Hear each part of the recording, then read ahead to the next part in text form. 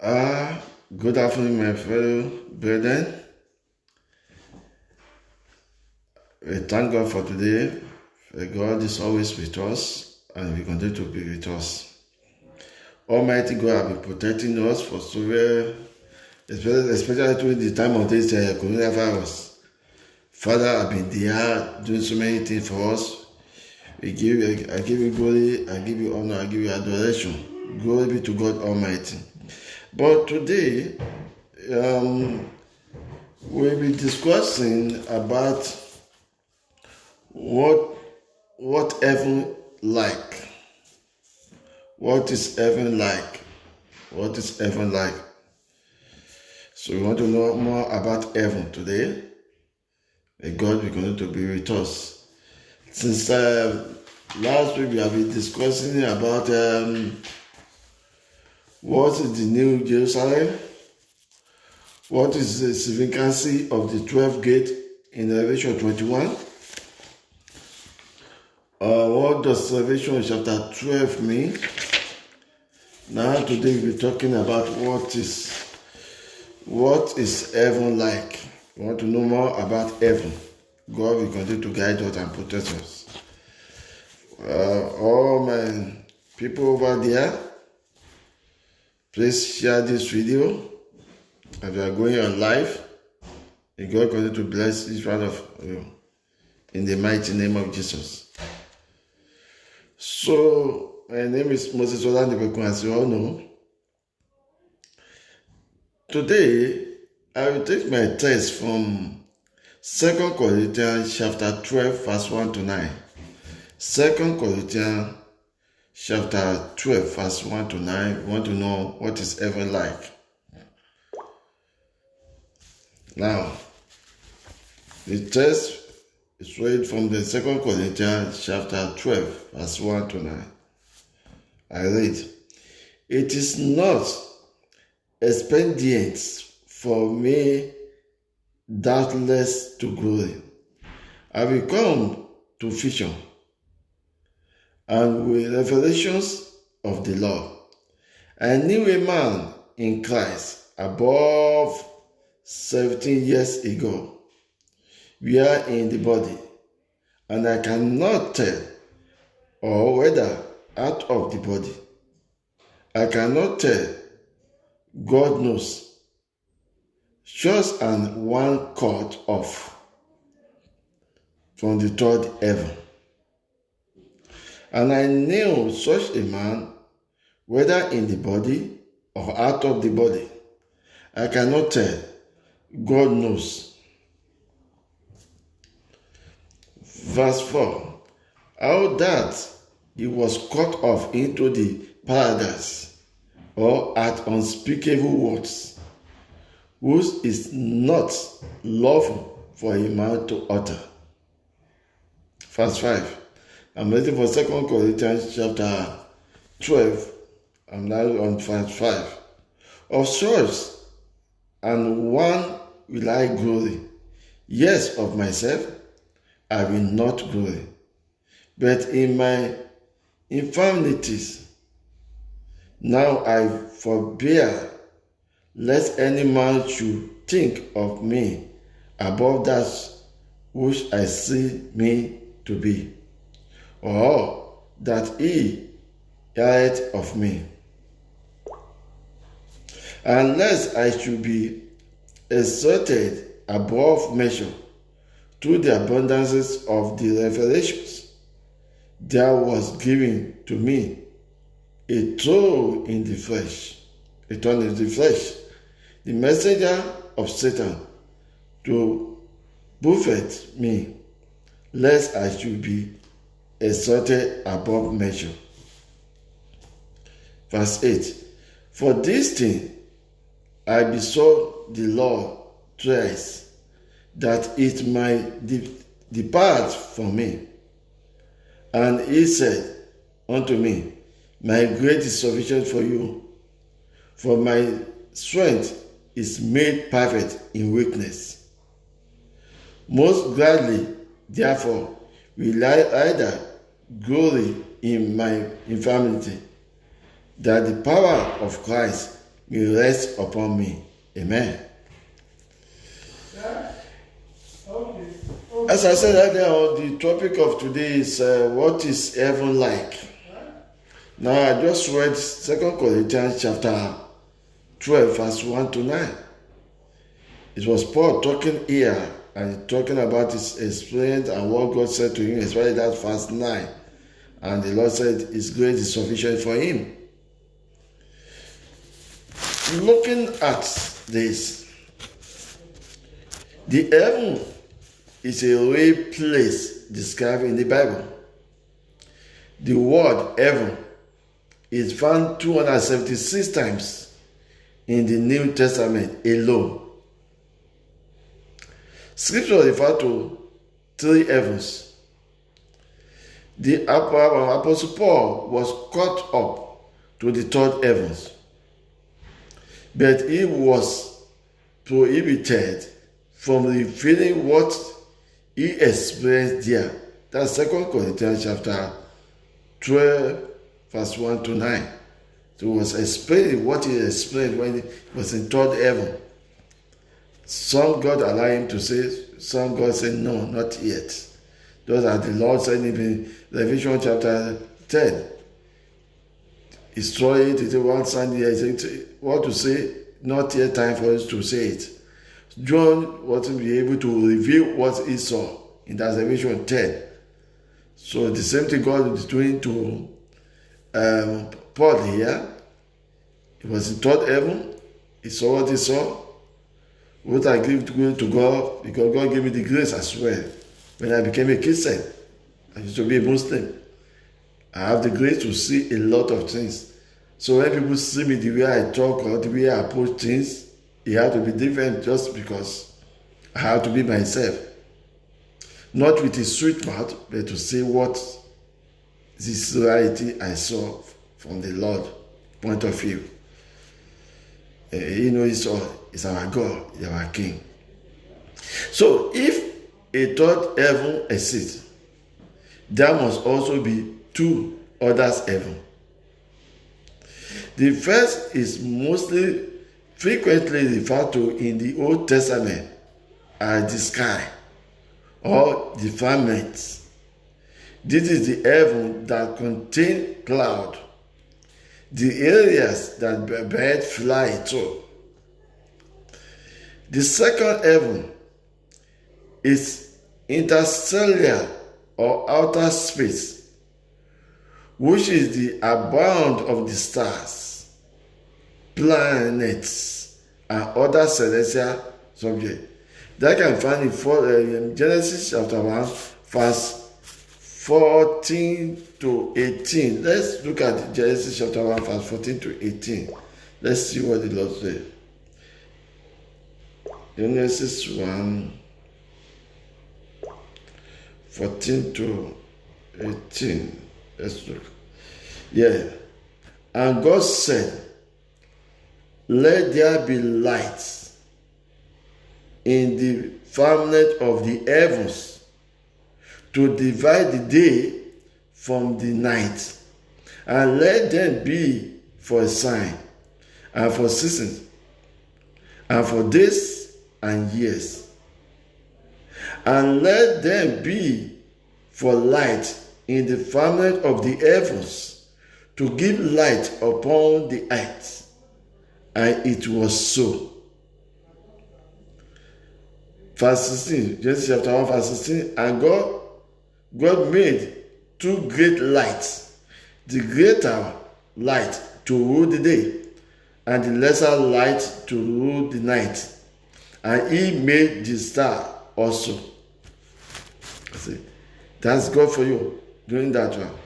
Then verse 17, and God set them in the firmaments of the heavens to give light upon the earth. Verse 18, and to rule over the day and over the night, and to divide the light from the darkness. And God saw that it was good. Wow. Looking at that, in Genesis chapter 1, that's explained it to us. there is heaven. You must understand that. And God command light to be there. And that light will light upon the earth. That's where the planet, everything is, the stars and other celestial subjects.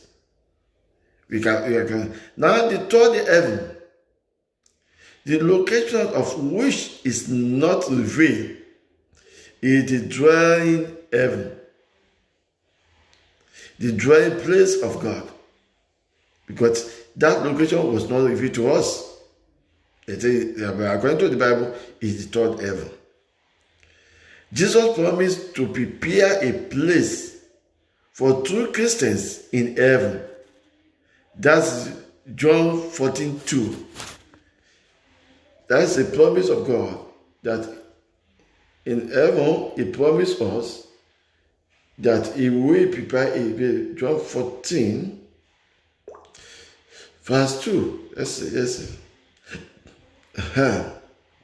In my Father's house are many mansions. If it were not so, I would have told you. I will go to prepare a place for you. So, Jesus promised to prepare a place for us in that place. And when we look at it, if we then cross back to Revelation 21, that explains it all. You see, that's established that Jesus Christ, when He was on earth, He knows what He's talking about. Because He said, I will go and prepare a place for you. And that place, we go back to Revelation 21, where we are going to have the new earth, new heaven. So that's everything now. We can link it together. Now, moving on that one, heaven is also the destination of the Old Testament saints who died trusting God's promise of the Redeemer. You see, in Old Testament, heaven also is one of the most important things that they have been promised that we will do this, we will do that. All the people in the Old Testament. Let's establish that one by looking at Ephesians chapter 4, verse 8. Ephesians chapter 4, verse 8.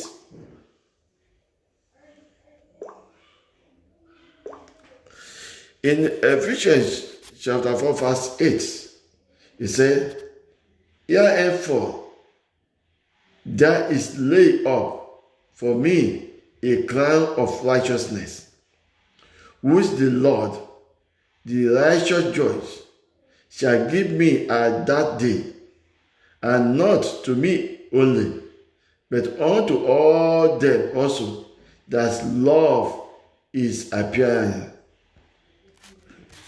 So, here, they are talking about what we have on that day, that garment of God will come to us. Again, I want you to go to again. There's one thing I quickly want to show us. Ephesians.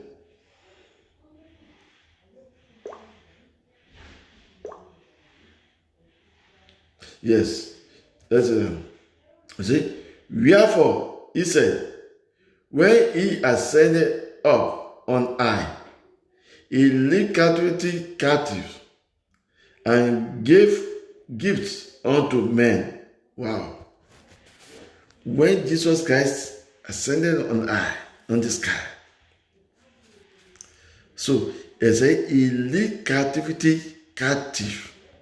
All those people who have been messing up, He led them captive. And He gave gifts unto men. That is the time.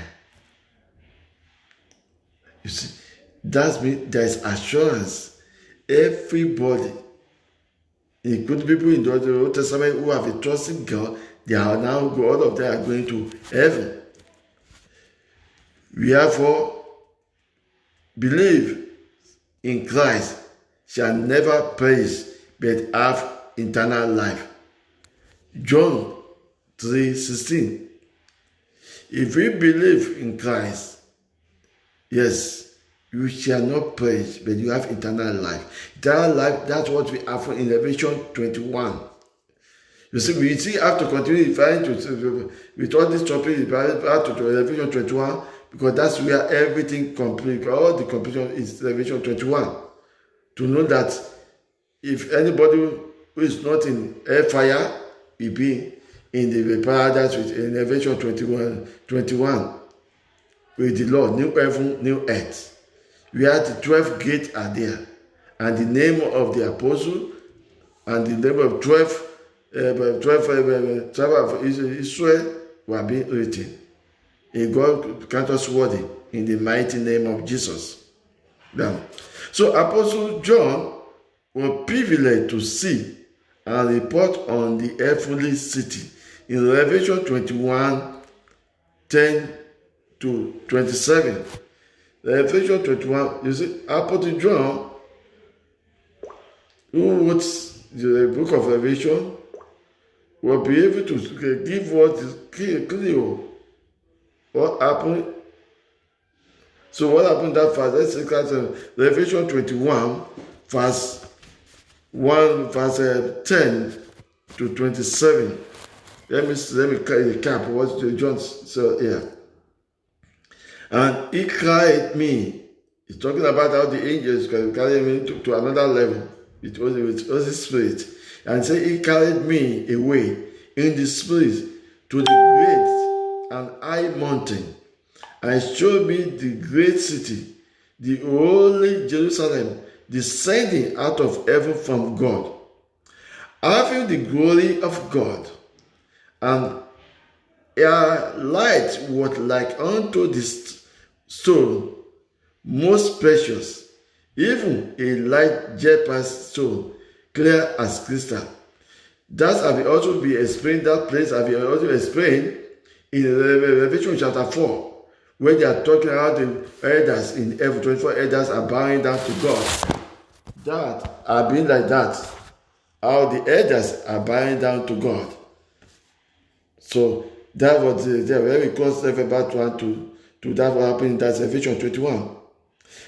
Now, having said that, and verse 12, Revelation 21, and I had a wall great and high, and had 12 gates, and at the gate of the 12 angels, and names were written thereon, which are the names of the 12 tribes of Israel, children of Israel. And on the east 3 gates, and on the north 3 gates, and on the south 3 gates, and on the west 3 gates. And the wall of the city had 12 foundations, and in them are the names of the 12, the apostles of the Lamb. What the Lamb, our Lord Jesus Christ, was crucified for me and you. Now, let me move forward. Let me just move on that verse. Let me go straight to verse 21 of the Revelation 21, verse 21. And the 12 gates were 12 pairs. Every several gate was of 1 pair. And the street of the city was pure gold, and it was transparent glass. And I saw no temple therein, for the Lord God Almighty and the Lamb are the temple of it. So God himself is the temple. That's why they call it the temple of God. When we look at our heart, the temple, our body is the temple of God. But we are like him. He created us in his own image. You can say that there's no more temple there, but God himself. Wow. That's a big one. That's going to be another topic next time, because for God himself to be the temple, because there's no any other temple, and the Lamb are thereof, which is our Lord Jesus Christ. Verse 23, Revelation 21, verse 23. And the city had no need of the sun, neither of the moon, to shine in it. For the glory of God, this light it, my God. And the Lamb is the light thereof. Almighty God. I am the light. He said it in John chapter 1. And the nations of them which are safe shall walk in the light of it. And the kings of the earth do bring their glory and honor into it. Those people who are worthy, who have already been counted. And the king and the gates of it shall not be shut at all by day, for all there shall be no night there. So it's all day. And they shall bring the glory and honor of the nation into it. And there shall in no wise enter into it anything that is the flesh, anything that is negative, neither whatsoever work in abominations or make a lie, but they which are written in the Lamb's book, the book of life. Wow. So there's no more amendments. The only amendment here, the only time we can do things right is now. It's not more that when I get to that place I will try to ask for a second chance to come back. No. The time is when we are alive. So as we are alive, we want to know that heaven, the heaven we have been talking about, we have tried to see what it's like. One thing, there's no anything there anymore, no church, no temple, anything. God himself is the temple. That's means, in other words, it's only why we be worshiping like angels. We don't need to go to anybody because those people who worship God, worship in spirit and in truth. So that's how the angels worship him. They worship him in spirit and in truth. So we're going to be worshiping him, dealing with him in one accord with God himself, direct one access. There you don't need any pastor anymore. You don't need anybody. It is an individuality. You are now with God, worshiping your God. They are no more talking about children. No. A father and mother, wife. No. That time, that is going to be just day, no more night. So there's no sleeping anymore. That's why someone 121 said, my God, the person who watch over me never sleep, never tumble. My God. God. So if you are going to be with, by the time we're going to be with him, we are not going to be sleeping. We will never be tumble again. Because it's God. And whenever you are with God, that time, nothing to worry about anymore. Nothing. That's not absolutely nothing. Because the past, when we are in the flesh, in the body, in the sin now, that's when we worry about it. I want it, I want that one. By the time we cross over to that place, that's only for the righteous. That's only for the paradise, the people God have love. That's why you see that the angels, when they are there, just like when they are in the Genesis chapter 3, verse 24. When they put the angel with double-edged sword, the same one is the one that out of the Ark of Covenant, the two double-edged sword angels, where the mercy seat in between. And Jesus Christ himself said it in Revelation chapter 1, verse 16, Revelation 2, verse 16. So that I will throw out my sword, which is double-edged sword, to pass judgment. So by that time, you mess up, that judgment is already established. Yeah. So anybody who is in Revelation 21, they are part and parcel of the righteous people. That place now is the place where we just be there rejoicing, enjoying our God after we have become worthy. May God grant us to be worthy in the mighty name of Jesus. Now, when Paul have already established this, he's talking about this salvation now, he talks about one thing now, it is very important, the presence of God. Because the heaven has no night, and the Lord himself is the light. In Psalm 112 verse 4, he says, I am the light, God that put light in the darkness of the righteous. So when that's when you have God, you have light.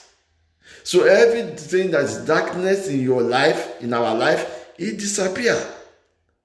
And the Holy Spirit, once the Holy Spirit have taken over, everything will be clear. Because they say there's no darkness in him. All is light. And he's our glory.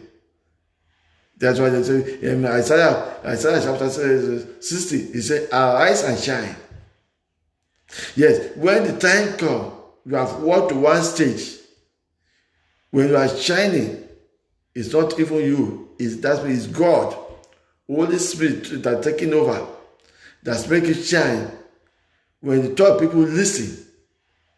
You see, people listen because you talk with authority from God himself above. So it's better for us to go on this page. Yesterday I was talking about that, now you have a choice to choose whether to follow this satanic kingdom to the hellfire or to follow God and be in Revelation 21, which is a new heaven, new Jerusalem, enjoyment throughout, praising God without tiredness. You choose one of the two. Remember, God himself, Jesus Christ said, my people knows me and I know my people. So we who are serving God, if you are serving God, you know you are serving God. You who are dominating, serving Satan, serving God, you know yourself.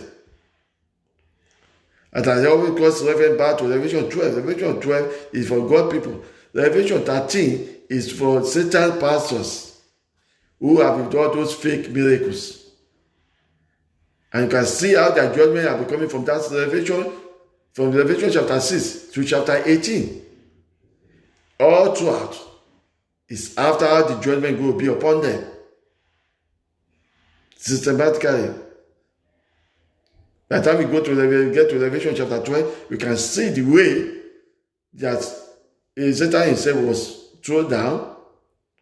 You can see what he followed. In verse 17 of that Revelation 12, verse 17, Satan said, whoever is promising, following the testimony of Jesus Christ, he will deal with them. So as a true pastor or true believer, you have to know that it's not going to be easy. But we have the grace of God that supports us.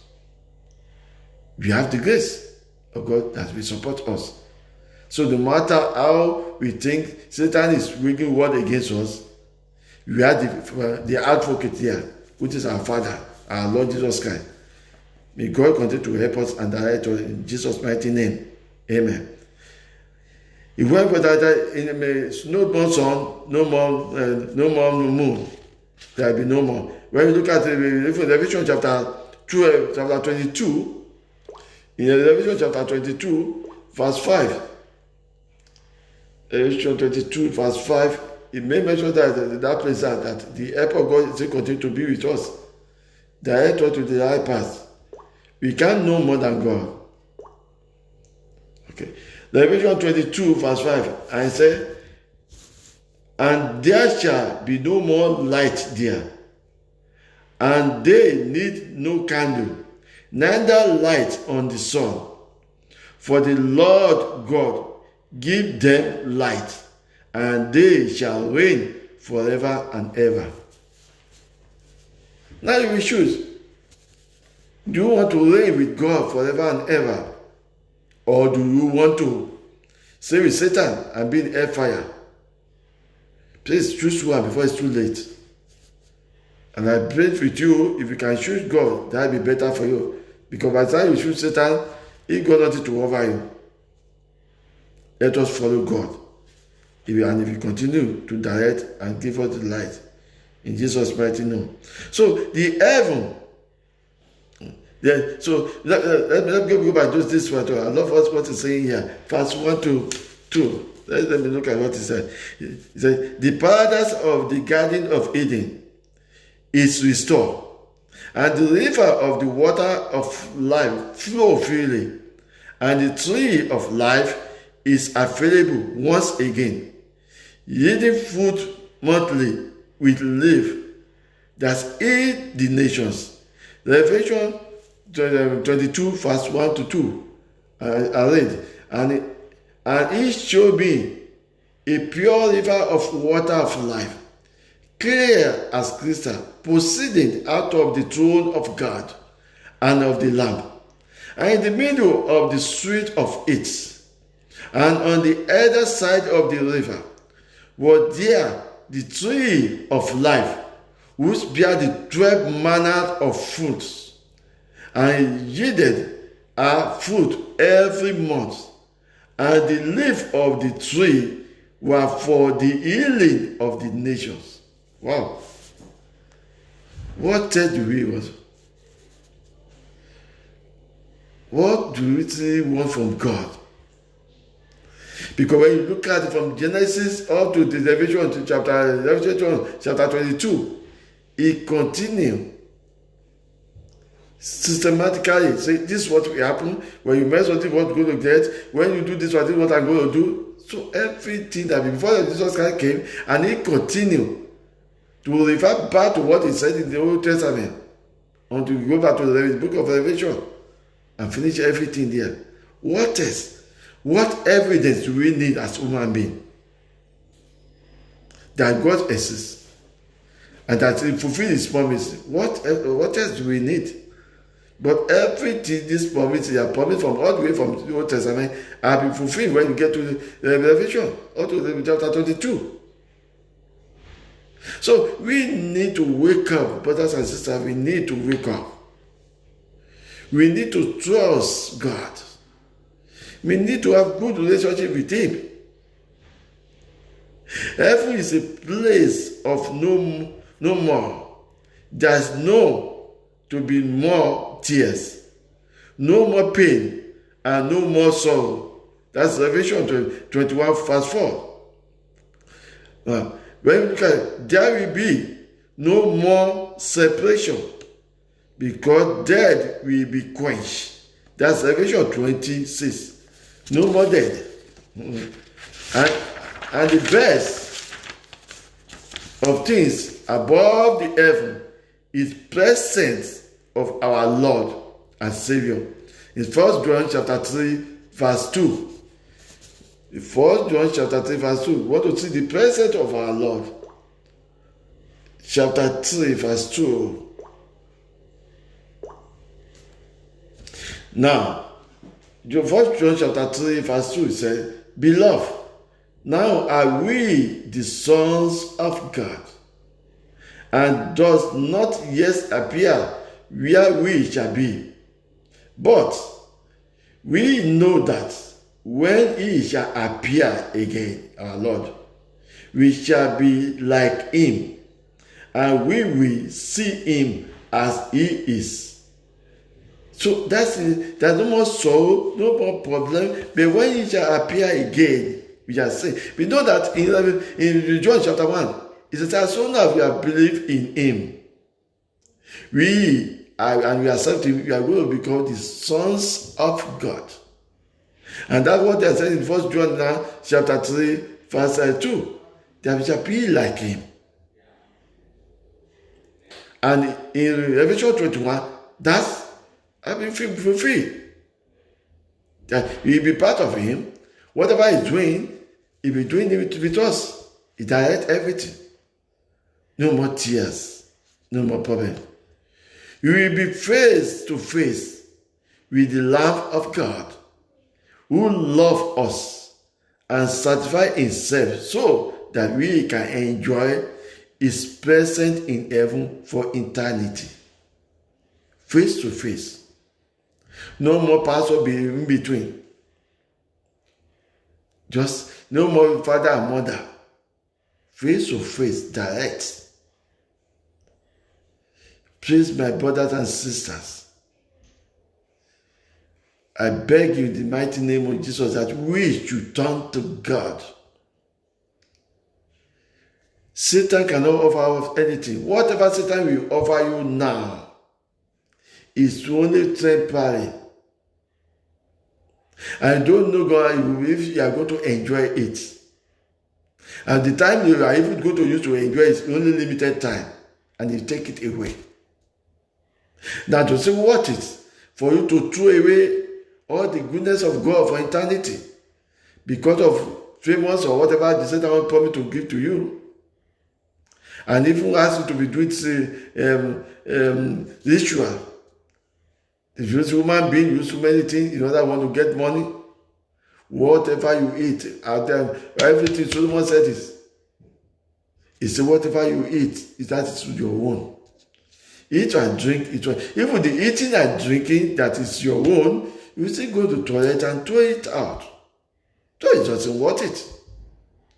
You can get millions of houses, get jets, buy this one, be pope, be whatever you want to call yourself. All is vanity. They are not going to call you Archbishop in heaven. They are not going to call you General Overseer in heaven. So, what are we running after? Why are we destroying ourselves? Just because of famous, which only for the earth, when everything is finished. After the last judgment, that is the end. The new heaven and new earth come, according to Revelation 21. Please let us turn to God. If you have been accepted Jesus Christ as your Lord and Savior, I beg you please to do so. Because tomorrow might be too late. Let us turn to God. Worship God. Embrace Him. Praise Him at all times. Especially during the time of coronavirus, I know how many people I know that's already dead. One of them that's even close to me, he got a lot of cars they have sent to Nigeria to be selling.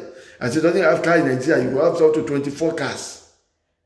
That is trying to sell cars. And build the new house for his own personal business in London. And he died. After 6 months of building that place. So what is it? All this vanity. May God forgive us all. May God have mercy on us. God bless you. Please want to share this video, you can share it and can watch it again on WhatsApp and can watch it on YouTube. Just Moses Olanipekun. God bless you and thank you for listening. Remain blessed. I'll be seeing you. You'll be seeing me. We shall live to declare the glory of God. In Jesus' mighty name, amen. Bye for now.